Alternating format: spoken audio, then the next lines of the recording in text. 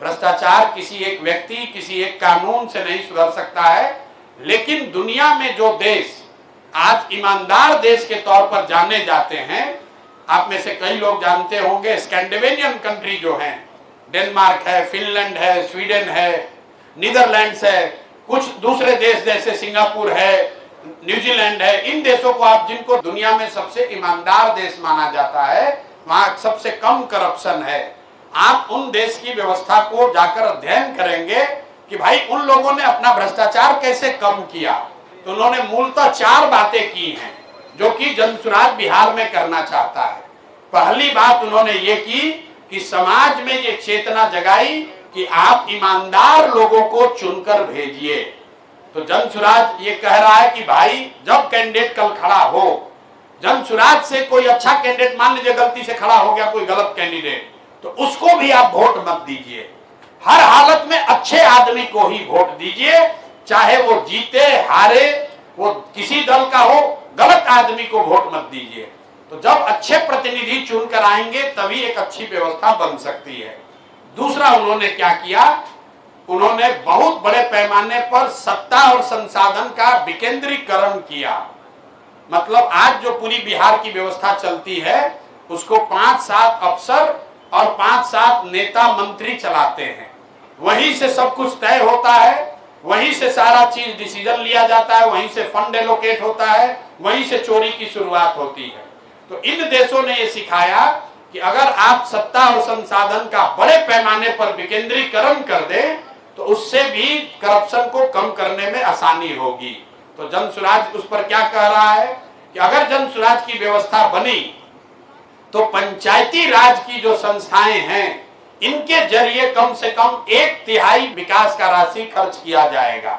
अब आप में से कोई खड़ा होकर ये कह सकता है कि भैया जो पंचायती राज में नेता जीत कर आया है वो भी तो भ्रष्ट है, मुखिया पर सरपंच वार्ड सदस्य भी कोई दूध का दूल्हा नहीं है, उससे भ्रष्टाचार कैसे रुकेगा?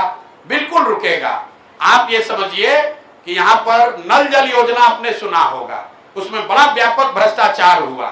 भ्रष्टाचार का असर क्या हुआ, जितने वार्ड सदस्य उस समय थे 90% वार्ड सदस्य, टू बी प्रिसाइज 91% वार्ड सदस्य चुनाव अपना हार गए और करीब करीब 80% मुखिया जी लोग चुनाव हार गए, क्योंकि उन्होंने नल जल में घोटाला किया था, गलती की थी।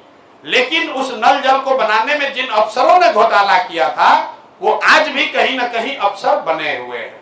तो अगर चुना हुआ जनप्रतिनिधि गलती करता है और जनता सजग है तो आप उसको हटा सकते हैं। जो अफसर चोरी करता है वो पता नहीं चलता है।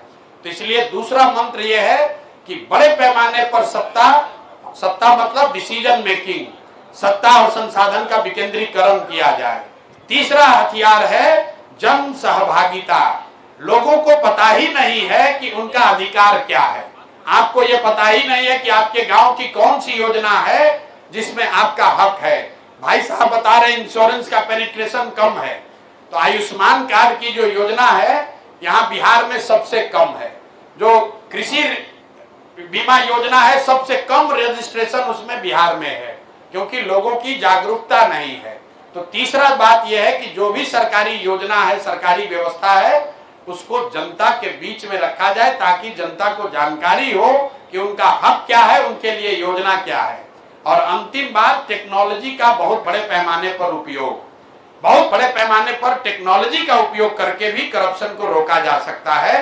जैसे आप देख रहे हैं अभी स्मार्ट मीटर लगा है, तो अगर सरकार बिजली के लिए स्मार्ट मीटर लगा सकती है, आप जरा 1 मिनट सोचिए, अगर नल जल योजना में सरकार ने स्मार्ट मीटर लगा दिया होता तो पटना में बैठे बैठे सरकार को ये जानकारी होती कि कितने बजे मोटर ऑन हुआ, कितना पानी उससे निकला, किस घर में कितना पानी गया, कितना पानी नहीं गया।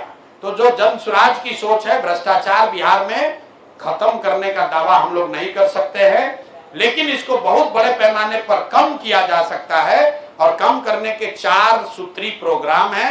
अच्छे लोगों का, अच्छे जनप्रतिनिधियों का चुनाव, दूसरा सत्ता और संसाधन का बड़े पैमाने पर विकेंद्रीकरण, तीसरा जन सहभागिता और चौथा बड़े पैमाने पर टेक्नोलॉजी का इस्तेमाल।